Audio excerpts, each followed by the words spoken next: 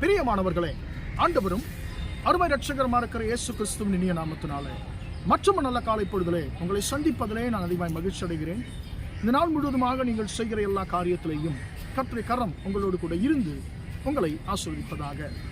நீதிமொழிகள் 26 அதிகாரம் 24 அதிகாரம் 16 வசனம் இப்படியாக சொல்லுகிறது, நீதிமான் 7 தரம் விழுந்தாலும் திரும்பவும் எழுந்திருப்பான் என்று சொல்லி வார்த்தை சொல்லுகிறது. அன்பான தேவனுடைய பிள்ளைகளே, இந்த உலகத்திலே பரிசுத்த வேதம் சொல்லுகிறது, தீமையே செய்யாமல் நன்மையே செய்யத்தக்க நீதிமான் பூமியிலே ஒருவரும் இல்லை என்று சொல்லி சாலமோன் ஞானி சொல்லுகிறார். அன்பான தேவனுடைய பிள்ளைகளே, நாம் ஒரு பாவத்தை செய்யும் பொழுது நமக்குள்ள ஒரு குற்ற உணர்வு ஏற்படுகிறது. அந்த குற்ற உணர்வு என்ன ஆகும் என்று சொன்னால், சிலர் நான் பாவத்தில் விழுந்துட்டேன், நான் கடவுள்கிட்ட வர்றதுக்கு எனக்கு தகுதி இல்லை, நான் பாவம் செஞ்சு நான் விழுந்து போய் கொண்டே இருக்கிறேன், நான் கடவுளுடைய சபைக்கு ஆலயத்துக்கு வருவதற்கு எனக்கு தகுதி இல்லை, நான் ஜெபிக்க தகுதி இல்லை, நான் பைபிள் படிக்க தகுதி இல்லைன்னு சொல்லி ஒரு பாவ உணர்வோடு வாழ்ந்து கொண்டிருப்போம். பிசாசுக்கும் அதுதான் தேவை. உனக்கு தகுதி இல்லை, நீ ஊழியம் பண்ண உனக்கு தகுதி இல்லை, நீ பைபிள் படிக்க உனக்கு தகுதி இல்லை, நீ சர்ச்சுக்கு போகிறதுக்கு உனக்கு தகுதி இல்லை, நீ திருவிருந்து எடுக்க உனக்கு தகுதி இல்லை என்று சொல்லி அன்பான பிள்ளைகளே நம்மை தலையிலே கொட்டி கொட்டி கொட்டி கர்த்தரை விட்டு தூரமாய் உட்கார வைப்பதுதான் அவனுடைய வேலை. இன்னைக்கு நிறைய பேர் சபைகளிலே திருவிருந்து நேரத்தில் எழுந்திரிச்சு போகிறவங்க எத்தனை பேர் இருப்பாங்க தெரியுங்களா? நம்ம அன்றாட பார்க்குறோம். காலாகாலமாக எனக்கு தகுதி இல்லை, நான் பாவத்தில் இருக்கிறேன், அடுத்த முறை பார்த்துக்கொள்ளலாம், எனக்கு தகுதி இல்லை, நான் பாவத்தில் இருக்கிறேன், அடுத்த முறை பார்த்துக்கொள்ளலாம் சொல்லி பல வருஷங்களாக ராபோஜனம் எடுக்காமல் இருக்கிறவங்க கூட நிறைய பேர் இருக்கிறாங்க.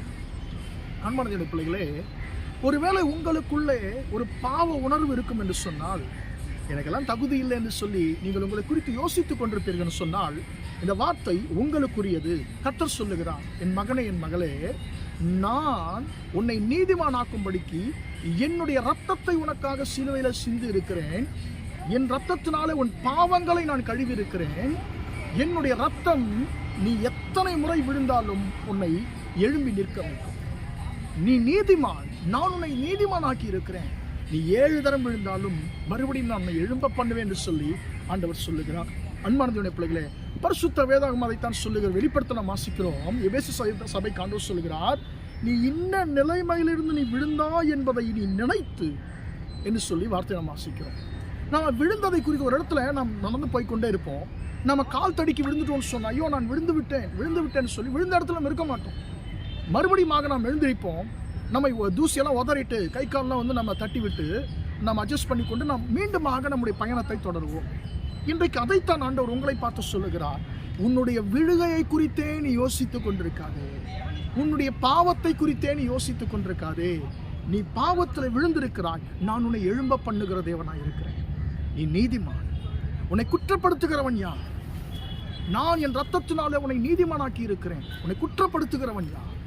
நீ எழும்பு மகனே, உன் பாவத்தை விட்டு நீ எழும்பு, தூசியை உதறிவிட்டு நீ எழும்பு, நீ என்னை நோக்கி நீ முன்னேறு என்று சொல்லி ஆண்டவர் சொல்லுகிறார். அன்பான தேவனுடைய பிள்ளைகளே, நம்முடைய வாழ்க்கையிலே நம்முடைய விழுகையை நினைத்து நாம் யோசித்துக் கொண்டிருப்போம் என்று சொன்னால் நாம் கர்த்தருக்குள்ளே முன்னேற முடியாது, நாம் மீண்டுமாக நம்முடைய வாழ்க்கை சரி செய்ய முடியாது, நாம் பிசாசுக்கு அடிமையாகி விடுவோம். கர்த்தர் சொல்லுகிறார், நீ எழும்பு, உன்னுடைய விழுகையிலிருந்து நீ எழும்பு, எந்த நிலையில நீ விழுந்தாயோ அந்த இடத்தை விட்டு நீ எழும்பு முதல்ல என்று சொல்லி அன்பான பிள்ளைகளே கர்த்தருடைய வார்த்தை சொல்லுகிறது.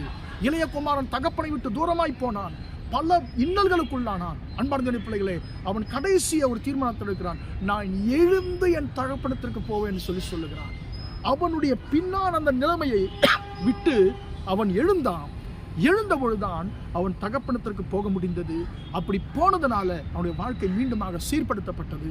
இன்றைக்கு உன்னுடைய வாழ்க்கையை கர்த்தர் சீர்படுத்த அவர் ஆயத்தமாக இருக்கிறார். உன் பாவத்தை விட்டு நீ எழும்புவாயா?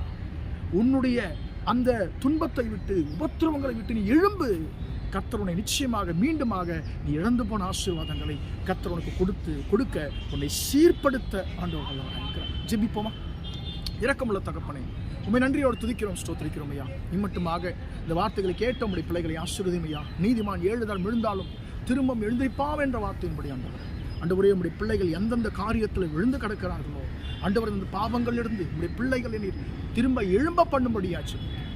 ஆண்டவரே உடைய பாவங்கள் எல்லாவற்றையும் மன்னித்து சீர்படுத்தி ஆண்டவரே மீண்டுமாக ஆண்டவரே அவர்கள் உமக்குள்ளே ஓட கத்த உதவி செய்வீராக.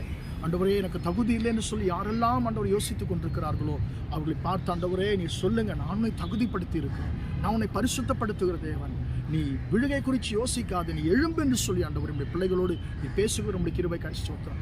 ஆண்டவர் இயேசுவின் நாமத்தினாலே ஆண்டவர் எங்கள் அருமையான சகோதர சகோதரிகள் மீண்டுமாக பாவத்தை விட்டு எழும்புவார்களாக, மீண்டுமாக உமக்குள்ளே முன்னேறுவார்களாக என்று சொல்லி ஆண்டவரே அப்பா நான் உங்களுடைய பிள்ளைகளுக்காக ஜெபிக்கிறேன். இந்த நாள் முழுவதுமாய் உங்களுடைய பிள்ளைகள் செய்கிற எல்லா காரியத்திலையும் உங்களுடைய கரம் கூட இருந்து அவர்களை ஆசீர்வதிக்கட்டும் என்று இயேசுவின் நாமத்தில் ஒப்புக் கொடுத்து ஜெபிக்கிறேன் ஜீவனுள்ள நல்லதுக்காக.